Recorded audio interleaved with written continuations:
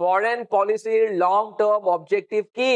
সেইখন দেশৰ national interest protect কৰা দ্যাটছ ইট চাগে আপোনালোকে নিশ্চয় অলপতে আপোনালোকে দেখা পাইছিল যেতিয়া ইজৰাইল আৰু ইৰাণৰ যেতিয়া যুদ্ধ হৈ আছিলে ভাৰতে কাৰো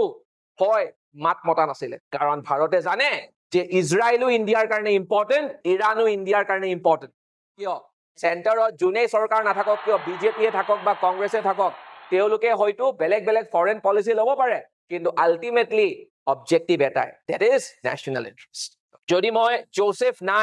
জোচেফ নাই কোন হয় জোচেফ নাই এজন এনেকুৱা মানুহ ইণ্টাৰনেশ্যনেল ৰিলেশ্যনছত তেখেতৰ